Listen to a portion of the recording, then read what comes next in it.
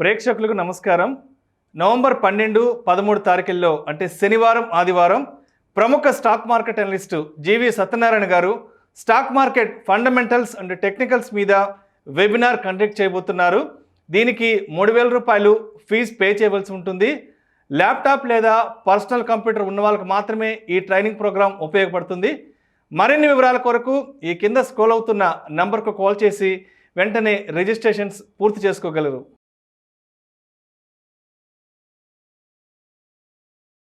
సత్యనారాయణ గారు, ఏంటి మళ్ళీ మార్కెట్లకు పునర్వైభవం వచ్చిందంటారా? ఇవాళ అక్టోబర్ 31, 2022 సెన్సెక్స్ 60,000 దాటిపోయింది. ఇవాళ ఇప్పుడు మనం మాట్లాడుకుంటున్న ఈ క్షణంలో సెన్సెక్స్ ఎంత ఉందంటే 60,646 వద్ద ట్రేడ్ అవుతుంది. నిఫ్టీ చూసినట్లయితే 17,979 వద్ద ట్రేడ్ అవుతుంది. మనం అంటే ప్రీవియస్ మార్కెట్ రికార్డ్స్ కానీ చూసినట్లయితే అక్టోబర్ 19, 2021లో ఆ రోజు సెన్సెక్స్ 62,245 వద్ద ట్రేడ్ అయింది. నిఫ్టీ చూసినట్లయితే 18,604 వద్ద. ఆల్మోస్ట్ ఒక సంవత్సరం తర్వాత సెన్సెక్స్ 60 క్రాస్ అయింది. నిఫ్టీ కూడా 18,000ను టచ్ అయిపోతుంది. ఇంకొక 200 పాయింట్లు అయితే 18,000 టచ్ అయిపోతుంది.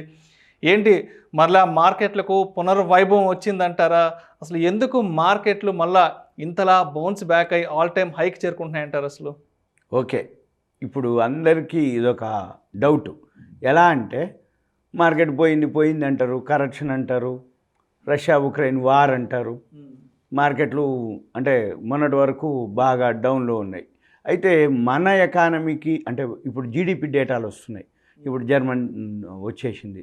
ఎక్స్పెక్టేషన్ కంటే ఎస్టిమేషన్ కంటే ఎక్కువ రావడం జరిగింది. ఎప్పుడైతే జీడిపి డేటా ఎస్టిమేషన్ కంటే ఎక్స్పెక్టెడ్ కంటే ఎక్కువ వచ్చిందో పాజిటివ్ అనమాట. అంటే ఏంది, మళ్ళీ పూర్వవైభవం వస్తుంది అని ఒక సూచన. ఇక తర్వాత ఇప్పుడు మనకు వచ్చేటప్పటికి సెకండ్ క్వార్టర్ రిజల్ట్స్ రావటం అక్టోబర్లో. దాంతోపాటు అన్ని కంపెనీలు కూడా ఆల్మోస్ట్ ఆల్ ఏవైతే అనౌన్స్ చేసిన కంపెనీలు మంచిగా చూపించటం ఇదొక రీజను. దీంతో మళ్ళీ లేటెస్ట్గా ఇప్పుడు మళ్ళీ ఎఫ్ఐఐలు రీఎంటర్ అంటే మొన్నటిదాకా సెల్లింగ్లో ఉన్నారు. ఇప్పుడు వాళ్ళు మళ్ళీ బయింగ్లోకి రావటం జరిగింది. ఇప్పుడు మీరు అన్నట్టు 60,000 దాటిపోయినాం. 60,000 ప్లస్ అంటే ఏంది, సెన్సెక్స్ 60,000 ప్లస్. ఇక నిఫ్టీ వచ్చి ఒక 20-30 పాయింట్ దగ్గరలో 18,000కి 20-30 పాయింట్లే ఉంది. ఇంకా ఈజీగా అంటే ఒకసారి అట్లా మూమెంట్ వచ్చేస్తే 18,000 దాటి ఉంటుంది. కాకపోతే మరి అది నిలబడదా అనేది ఇప్పుడు బ్యాంక్ నిఫ్టీ వచ్చి ఆల్రెడీ 40,000 ఎప్పుడో దాటిపోయిండు. అయితే మనం ఏం చూడాలిగా, ఈ 3వ తారీఖు ఇవాళ ఎల్లుండి అనమాట 2వ తారీఖు నాడు వెన్స్డే అమెరికాలో మళ్ళీ ఫెడరల్ రిజర్వ్ మీటింగ్ ఉంది. ఈ ఫెడరల్ రిజర్వ్ మీటింగ్ ఏంటిది, ఆల్రెడీ 75 బేసిస్ పాయింట్స్ పెంచుతామని అనౌన్స్ చేయడం జరిగింది. అయితే అన్నా కూడా మన మార్కెట్లు పాజిటివ్లోనే రోజు ట్రేడ్ అవ్వటం.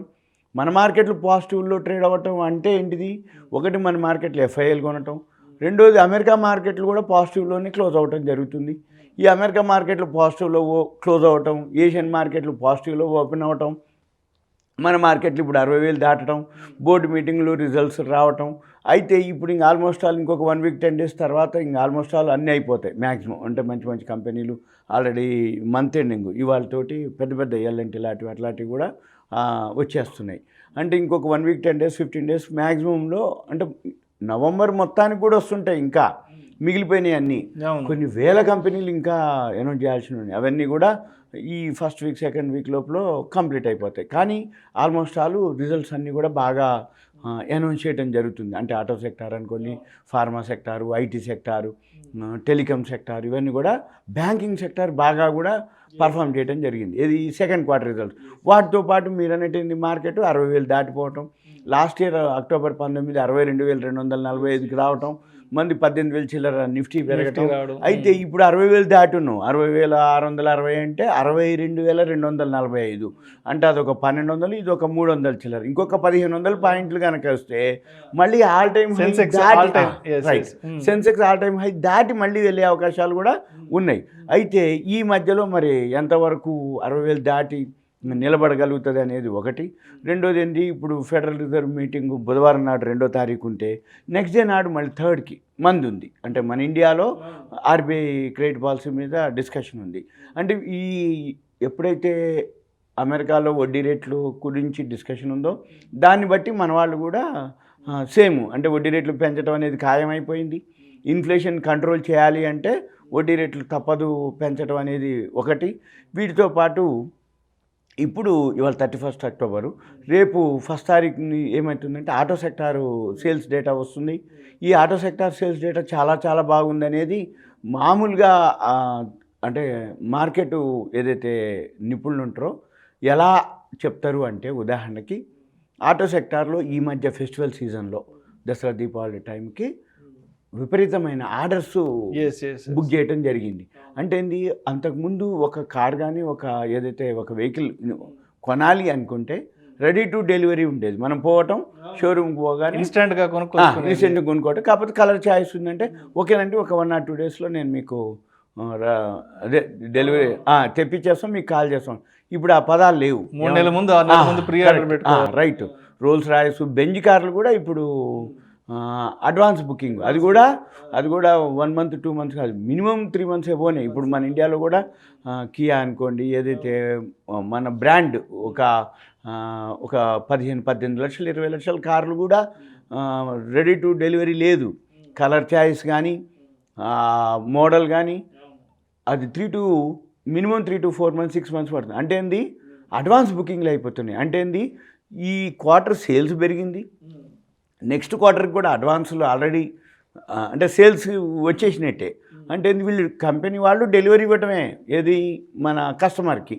అంటే ఏంది అర్థం, ఆ విధంగా అంటే దాన్ని ఏమంటామంటే ఐఐపి డేటా అంటాం. ఐఐపి అంటే ఇండెక్స్ ఆఫ్ ఇండస్ట్రియల్ ప్రొడక్షన్.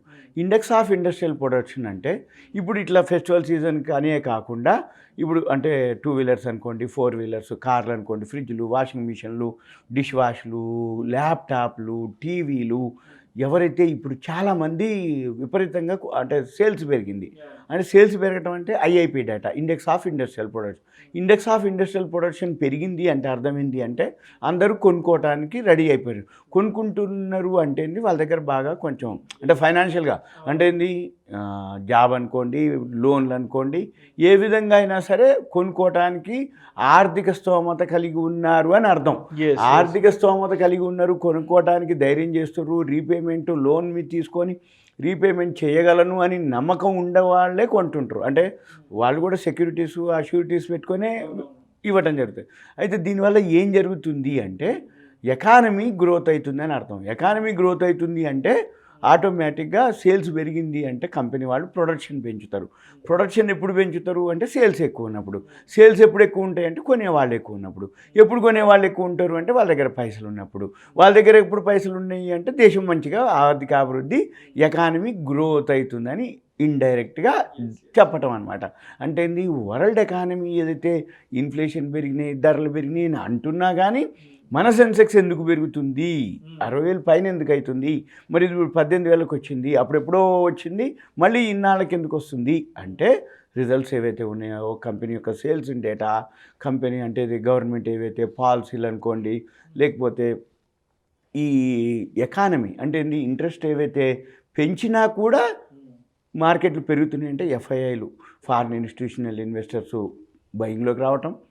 రెండోది మ్యూచువల్ ఫండ్స్లో కూడా minimum daily 500 crores plus invest చేస్తున్నారు. అంటే కొత్త డిమాట్ అకౌంట్లు అనుకోండి, కొత్తగా మ్యూచువల్ ఫండ్స్లో పెట్టుబడి పెట్టేవాళ్ళు యావరేజ్న రోజుకి 500 కోట్లు జమ అవుతున్నాయి.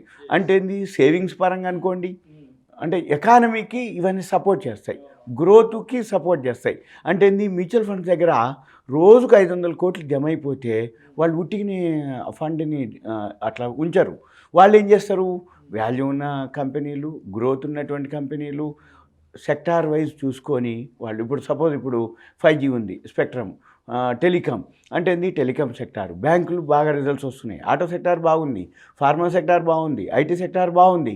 అంటే మ్యూచువల్ ఫండ్స్ అన్నీ కూడా ఆ సెక్టార్లో ఏవైతున్నాయో అందులో ఇన్వెస్ట్ చేయటం వలన ఇప్పుడు ఏమవుతుంది, ఎఫ్ఐఐలు కొన్నప్పుడు మన వాళ్ళు అమ్మటం జరుగుతుంది.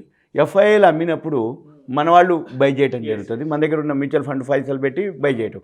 అంటే ఇది మార్కెట్కి ఎప్పుడు కూడా ఎవరో ఒకళ్ళు అంటే సపోర్ట్ ఇస్తారు. ఎఫ్ఐఐలు కొన్నప్పుడు మార్కెట్ సపోర్టు, ఎఫ్ఐఐలు అమ్మినప్పుడు డిఐఎల్ సపోర్టు, మళ్ళీ ఈ రెండు ఉన్నప్పుడు అంటే సైడ్ వేస్ అంటాం, అంటే న్యూట్రల్ వన్. అంటే ఏంది మార్కెట్ పడేటప్పుడు కొంచెం పడుతుంది, పెరిగేటప్పుడు ఎక్కువ పెరుగుతుంది. ఇది మనం గమనించాలి. అయితే ఇప్పుడు నవంబర్ డిసెంబర్ మాత్రం మళ్ళీ కొంచెం పెద్దగా ఏమి ఉండకపోవచ్చు. ఎందుకంటే బోర్డు మీటింగు రిజల్ట్స్ ఏవైతే వస్తాయో వచ్చిన తర్వాత ఒక స్టేజ్ వరకు ఉంటాయి, మళ్ళీ తర్వాత అవి సైడ్ వేస్లోకి వెళ్తాయి, న్యూట్రల్గా వెళ్తాయి. తర్వాత మళ్ళీ మనం ఇంకొక వీడియోలో ఇంకా డెప్త్గా మళ్ళీ ఈ ఫెడ్ రిజర్వ్ కానీ క్రెడిట్ పాలసీ అయిపోయినాక మళ్ళీ ఎలా ఉండబోతుంది అనేది మనం మళ్ళీ చేయొచ్చు. Right. Thank you sir. Thank you so much. Okay, thank you. నమస్తే.